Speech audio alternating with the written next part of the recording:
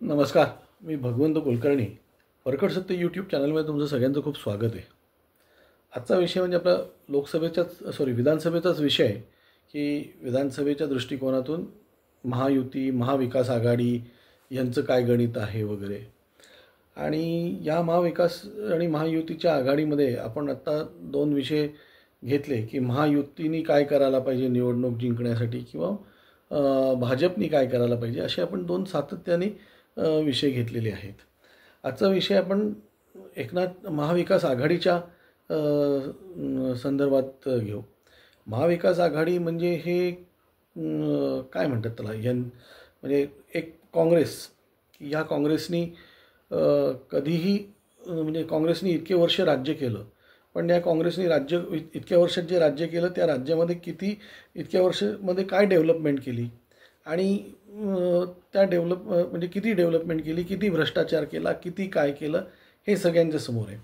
दुसरं, काँग्रेस आणि राष्ट्रवादी मी साधारणतः सेमच म्हणतो, कारण राष्ट्रवादीचा उगमच हा काँग्रेसमध्ये किंवा जे ओरिजिन ते काँग्रेसमधनं असल्यामुळे ते राष्ट्रवादी काँग्रेस आहे. पवारसाहेब हे ओरिजिनल काँग्रेसी, त्याच्यानंतर त्यांचं सोनिया गांधींशी जमलं नाही म्हणून ते म्हणजे सोनिया गांधींच्या विषयावर त्यांनी राष्ट्रवादी काँग्रेस काढली आणि राहिला मग आता उभाटा. या उभाटाचं काय आहे तर त्यांना फक्त सत्ता पाहिजे आणि सत्तेसाठी काही पण, असं त्यांचं ते गणित आहे. आणि याच्यामध्ये यांच्या सगळ्यांच्या ह्याच्यामध्ये एकवाच्यता म्हणजे किंवा एक तुमचं काँग्रेस आणखीन राष्ट्रवादी काँग्रेसचं बेस बघितला तर शिवसेनेचा ह्यांच्या सगळ्यांपेक्षा एकदम वेगळा आहे. पण एक आहे की शिवसेना जे ओरिजिनल हिंदुत्ववादी होती, याच्यामध्ये काय म्हणतात त्याला, बाळासाहेबांच्या वेळेस तो हिंदुत्ववाद आज उद्धव ठाकरेंनी सोडलेला आहे. काय तो जो, आणि ते एकदम सेक्युलर झालेले आहेत.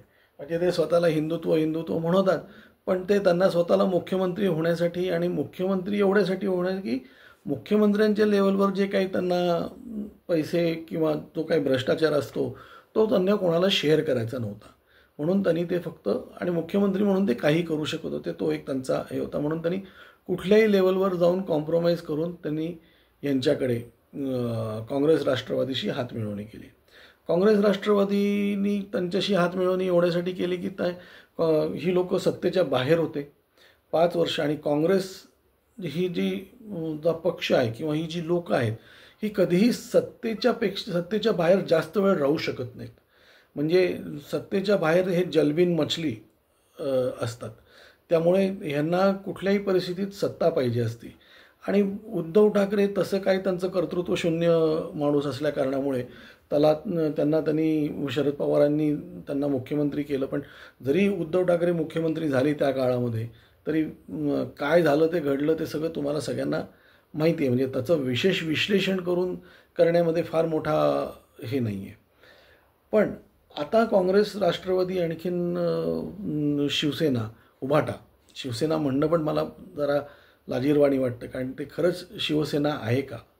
म्हणजे ते शिवसेनेची त्यांनी कधी सलीम सेना नाही केली म्हणजे मिळवली, इतक्यापर्यंत त्यांची मदल गेलेली आहे.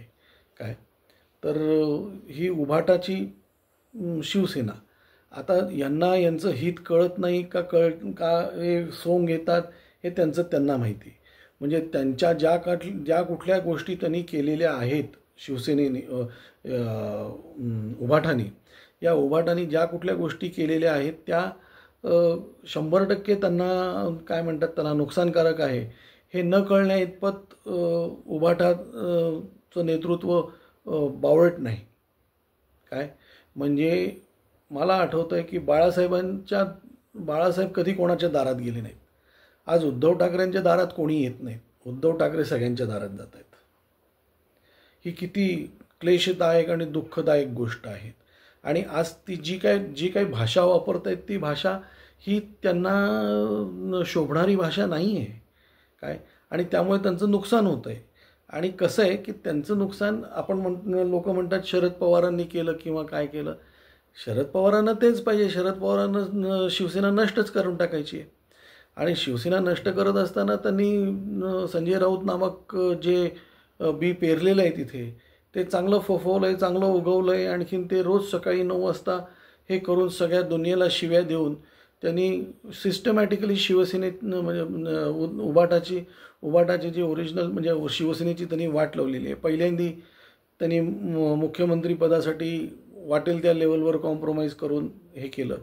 त्याच्यानंतर त्यावेळेस तिकडे जेव्हा बजेट वगैरे झालं तेव्हा यांना कोणीच काही दिलं नाही. यांना अक्षरशः यांचा मुख्यमंत्री असूनसुद्धा यांना सावत्र आई परवडली अशी यांना वागणूक होती. त्याच्यामुळे 40 लोकं फुटली. जेव्हा 40 लोकं फुटतात हे साधं कारण नसतं काय हे. आणि 40 लोकं फुटली याला संजय राऊत आणखीन उद्धव ठाकरेंचं कर्तृत्वच म्हणजे संजय राऊतांचं कर्तृत्व आणि उद्धव ठाकरेंचं कुकर्तृत्व हेच यांना कामात आलेलं आहे. त्याच्यामुळे यांचे 40 आमदार फुटले काय. तर ते फुटल्यामुळे काय झालं हे तुम्हालाही माहिती आहे. म्हणजे त्यांचं सरकारच पडलं त्याच्यामध्ये.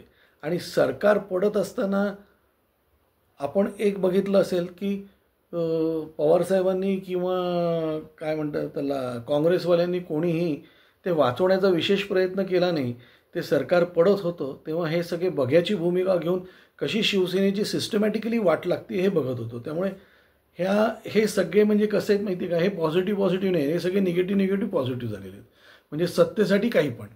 आणि पवारसाहेब सिनियर माणूस आहे, मोठा माणूस आहे, होल्ड असलेला माणूस आहे, कर्तृत्ववान माणूस आहे. आणि पवारसाहेबांनी एवढा कर्तृत्ववान माणूस नाही त्या उभाटामध्ये किंवा नाही या काँग्रेसमध्ये काय. म्हणजे नाना पटोले तर हे वाटोळे काय. आणि दुसरी गोष्ट म्हणजे आज काँग्रेसचे जे काही लोक निवडून आलेली आहेत हे जे काही या शिवसेनेमुळे निवडून आलेले आहेत. आणि येणाऱ्या विधानसभेच्या निवडणुकांमध्ये माझ्या माहितीप्रमाणे पवारसाहेब नेहमीप्रमाणे सगळ्यात कमी सीट लढवून सगळ्यात जास्ती जिंकतील तिथे. आणि सगळ्यात कमी सीट म्हणजे आत्ता 56 सीट आहेत उभाठाच्या, ज्या 56 सीट आल्या होत्या या 56 सीटपैकी यांच्या 20 सीटच्या वर जरी ते गेले तरी पुष्कळ आहे. काँग्रेस राष्ट्रवादीला किती सीट मिळत आहेत काय मिळत आहेत याचा आपण वेळोवेळी त्याचा अभ्यास करून तुमच्यासमोर मांडू, त्याच्यामध्ये काही दुमत नाही. पण आज उद्धव ठाकरेंनी 22-23 लोकसभेच्या निवडणुका लढवल्या आणि त्याच्यातले फक्त 9 निवडून आले त्यांचे. पवारसाहेबांनी 10 पैकी 8 निवडून आणले आणि काँग्रेसने 17 पैकी 13 निवडून आणले. ऑफकोर्स काँग्रेसच्या निवडून येण्यामागे पवारसाहेबांचा खूप मोठा हात आहे. त्यामुळे ते काँग्रेसचं श्रेय मी म्हणणार नाही काय. हे श्रेय जे काय आहे ते त्या भागातल्या एखाद्या इंडिव्हिज्युअलचं किंवा शरद पवार आणखींचं जे काही ॲरेथमॅटिक होतं. आणि मराठा आरक्षण, मराठा हा खूप मोठा फॅक्टर त्याच्यामध्ये हे झाला. तोच मराठा फॅक्टर आता नवीन याच्यामध्ये कितपत लागू होतोय हे बघायला पाहिजे. मनोज जरांगेंचं काय कितपत चालतंय, मराठी कितपत त्यांचं ऐकतायत, हा सगळा हे. कारण माझ्या दृष्टीने मनोज जरांगे हे शरद पवारांचं प्यादा असून दोघेही म्हणजे शरद पवार सिस्टमॅटिकली मराठ्यांची मनोज जरांगेंतर्फे वाट लावत आहेत. त्याचा आपण सेपरेट व्हिडिओ बनवणारच आहोत. पण आत्ताच्या याच्यामध्ये सत्तेसाठी हे तिघंजणं एकत्र आलेले आहेत आणि ह्या तिघांच्या याच्यामध्ये उभाटाचं पानिपत होणार आहे. पानिपत म्हणणं चुकीचं आहे कारण पानिपतमध्ये मराठे हरले नाहीत काय. म्हणजे त्यांचा अब्दाली होण्याची शक्यता जास्त. म्हणजे ते जरी हे झालं तरी अब्दाली पळून गेला, तो परत कधी आला नाही. त्यामुळे यांचं पार नेस्तनाबूत करणार आणि त्याला शरद पवार ते सगळं करणार. मनसे आणि शरद पवार मिळून ते उभाटाला संपवून टाकणार काय. आणि मग काँग्रेस आणि राष्ट्रवादीमध्ये म्हणजे एकदा उभाटाची 21 लोकं आली आणखीन समजा चुकून यांचं सरकार आलं तर त्याच्यामध्ये मुख्यमंत्री हा राष्ट्रवादी काँग्रेसकडनं सुप्रिया सुळेच होणार. हेही तितकंच खरं. चुकून हे निवडून आले तर निवडून येण्याची शक्यता मला तशी हे अंधूक वाटते. पण समजा आले तर त्यांचं गणित हेर असणार आणि सुप्रिया सुळे या मुख्यमंत्री होणार. आणखीन यांना उभाटाला ते काय म्हणतात त्याला डोरमन म्हणून दरवाजाच्या बाहेरच बसवणार. आणि त्यांना काही किंमत राहणार नाही. हे तितकंच खरं आहे. काय कारण त्यांचं नुकसान करायला त्यांनी संजय राऊत नामक बियाणं पेरलेलं आहे शरद पवारांनी, आणि जे रोज सकाळी 9 वाजता आणखीन त्याच्यानंतरसुद्धा लोकांना शिव्या शाप हे ते घालणं करून ते काय म्हणतात त्याला, शिवसेनेची जी प्रतिमा आहे ही अत्यंत ढासळत आहेत. काँग्रेसला तसं काय कर्तृत्वाचा काही संबंधच नाही. एक तर 100-125 वर्षाची त्यांची काय म्हणतात त्याला त्यांचा पक्ष आहे, त्यामुळे त्यांचा तसा म्हटलं तर सगळीकडे हे आहे. पण त्याच्यामध्ये सुद्धा त्यांना कितपत म्हणजे शरद पवारांचं जे गणित आहे तेवढं हुशारी आहे तेवढी त्यांच्याकडे कोणाकडेच नाही. काय नाना पटोले हे ओबीसी समाजाचे आहेत, त्यांना मराठा समाज कधीही वरती येऊ देणार नाहीत.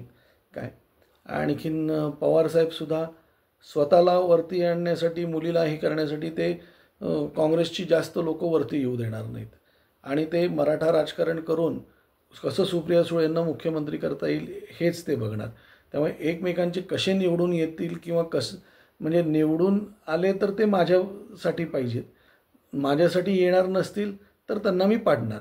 हे पवारसाहेबांचं हे गणित अगदी पहिल्यापासून आहे की पवारसाहेबांनी जरी काँग्रेस राष्ट्रवादी म्हणून त्यांनी इतक्या वर्ष निवडणुका लढवल्या तरी पवारसाहेबांनी 288 जागेवर निवडणुका लढवल्या. आणखीन जे काय अपक्ष निवडून आले नंतर ते शरद पवारांना जॉईन झाले. त्यामुळे ही पवारसाहेबांची फार जुनी स्ट्रॅटेजी आहे. आणखीन उद्धव ठाकरे हे किंवा काँग्रेसमध्ये असं कुठलंही नेतृत्व नाही, उभाटा आणखीन काँग्रेसमध्ये असं कुठलंही नेतृत्व नाही की जे शरद पवारांना शह देऊ शकतं. अगदी दिल्लीत सुद्धा नाही. आता त्यातून त्यांनी राहुल गांधीकडे लीडर ऑफ द अपोजिशन म्हणून ही मोठी जबाबदारी दिलेली आहे किंवा काँग्रेसचं मोठं नेतृत्व म्हणून. पण काँग्रेसचं मोठं नेतृत्व चर्चेमध्ये हे पवारसाहेबांसमोर कुठलंही मोठं नेतृत्व फिकं पडू शकतं, उभं राहू शकत नाही. त्यामुळे कन्व्हिन्सिंग पॉवर, मनी पॉवर, आणखीन लोकांशी संबंधित या सगळ्या गोष्टी शरद पवारांकडे जेवढ्या आहेत तेवढ्या ह्या तिघांकडेही नाही आहेत.